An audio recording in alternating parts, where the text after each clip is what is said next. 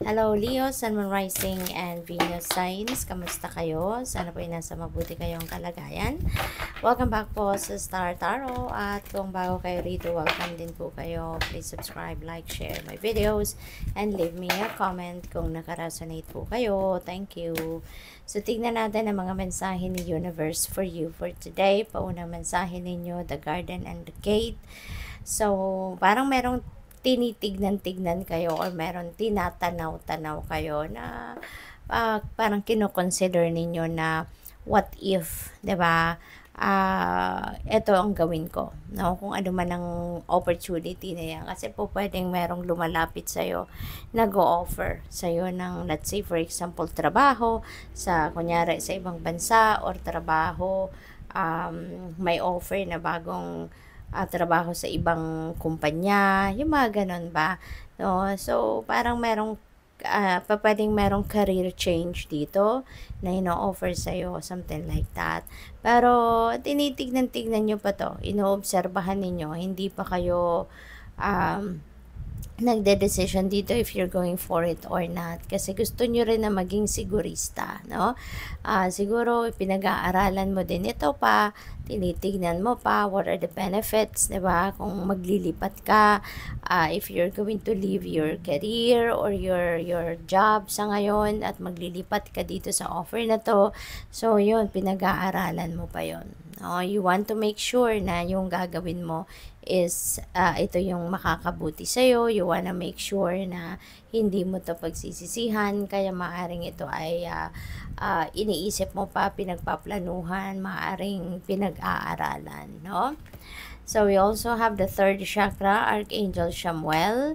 Yung third chakra natin, ito yung life force energy natin, no? Dito nang gagaling, kumbaga, no? Yung life force energy natin. So, feeling ko rito, this is the time as well for some of you na babalikan ninyo kung ano yung mga iniwan ninyo, yung mga whatever it is that you left hanging, na trabaho, na career, or anything na na-distract kasi kayo for quite some time, na-distract kayo, kaya parang iniwan ninyo ang bagay na to. So, ngayon, maaring mas siguro nandoon na kayo sa puntong okay na kayo sa doon sa kung ano man ang pinag-aabalahan ninyo ng mga nakaraan, at mas marami na kayong oras sa ngayon, no? Kaya babalikan nyo na kung ano yung naiwan ninyong trabaho, yung unfinished business ninyo, and you are going to finish it up. So, what else? We have a door to spirit. Ayan. So, this is a new beginning energy. At ang sisimulan ninyo rito, kumbaga, is siguro your communication lines or yung relationship ninyo with yourself. You know, your relationship ninyo with the divine universe, with your angels, with your spirit guides, yung ganun. Kasi baka kumbaga, in the recent past, siguro nagkaroon kayo talaga ng bonggang distraction dito, at pati sarili ninyo, maaaring hindi mo na to kilala, no? Napabayaan mo na, at nakafocus ka doon sa kung ano man yung distraction na yon.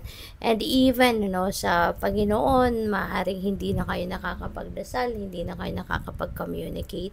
So, ngayon, parang yun nga, marami na kayong oras, marami na kayong makakapag-focus na kayong muli sa sarili ninyo at sa iba't ibang parte ng buhay ninyo sa ngayon. Kaya including your spiritual life, you're also going to focus on that more sa ngayon. So, baka magkakaroon kayo ng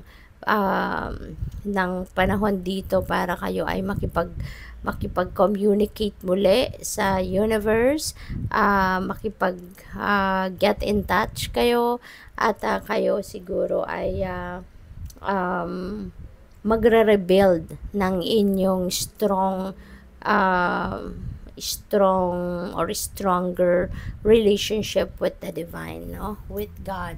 Kaya maganda, no? Maganda na hindi rin ninyo nakakalimutan, 'di ba? Ang magdasal, hindi ninyo ngayon nakalimutan totally na there is God, no? At ngayon babalikan ninyo 'yan, at parang babalik na kayo sa normal, no? So, tingnan natin kung ano pa ang mga mensahe ninyo. I am not underestimating my own magic anymore. So, this is really beautiful. Parang bumabalik na kayo ngayon sa wish ninyo, no? Leo, bumabalik na kayo ngayon sa old self ninyo. Parang ganon. Kasi ngayon, parang you are definitely going to change for the better. You are going to improve yourself, reinvent yourself, empower yourself. Pagsisimula kayo ng bagong kaganapan talaga, bagong sitwasyon sa buhay. Parang sa ngayon, mas ilalabas mo na sa ngayon yung inyong personal power. You know, alam mo na meron kang ganon, kaya ito ngayon ang gagawin ninyo. You're going to bring your power over yourself, no? Muli, at hindi ka na itong susunod-sunod sa kung kanino man, hindi ka na to magdedepende na lang sa ibang tao. You are going to step into your own personal power. We have the awakened dead. Wow, resilience, nirvana, self-appreciation. The things that almost broke me were the things that most awoke me. Wow, napakagandang realization nito. 'Di ba? Kasi ito yun yung siguro mga problema. Ito yun yung mga challenges maaari sa buhay ninyo na naranasan ninyo in the past or recently, na munti ka na kayo, no? Munti ka na kayong mawala sa sarili ninyo, munti ka na kayong bumigay, munti ka na kayong sumuko sa buhay, pero malakas, no, yung inyong conviction, malakas ang inyong loob, tawag dito,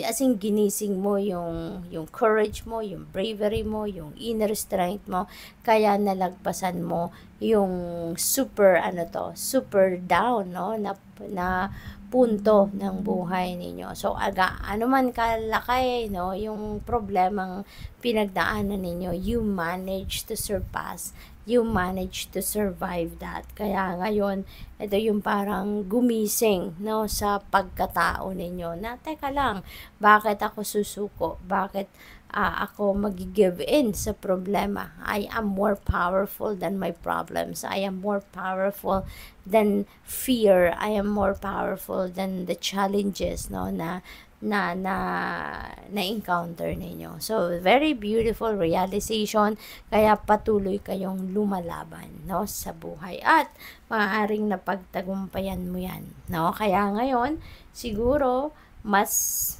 na kayo ngayon, mas emotionally matured na kayo. You have grown so much dahil sa mga problemang pinagdaanan mo in the past. Parang sa ngayon, talagang nag-grow kayo as a person, no? Mas matibay na kayo, matatag na kayo, mas malakas na ngayon ang inyong loob, at hindi na kayo yung sumusunod-sunod na lang din, no, sa kung kanino man, kung anong sabihin nila. Hindi na, marunong na kayo ngayon tumayo sa inyong sariling paa.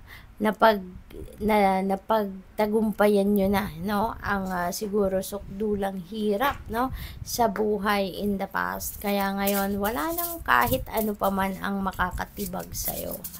So, final message ninyo, it's time to come home. Goddess of the Sea, abundance, purification, ego.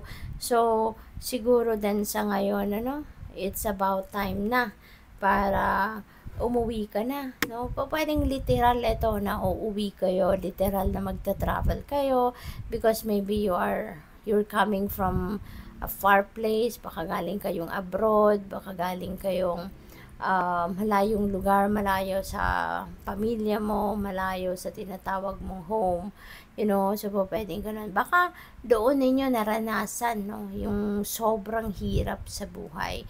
Kaya ngayon na napagtagumpayan mo na yon, parang napagod ka din somehow. Kaya it's about time na for you to come home. It's about time na for you to start a new life.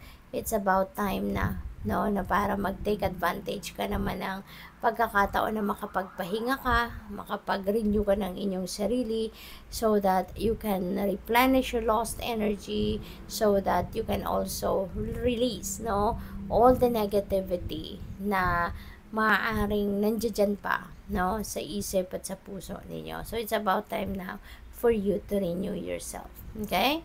At abundance, no? Naririnig ko dito, abundance of love, abundance of money as well, no? Yun ang mga maaaring dumating sa inyo. Kaya good luck sa'yo. Thank you for watching. Love and light. Namaste.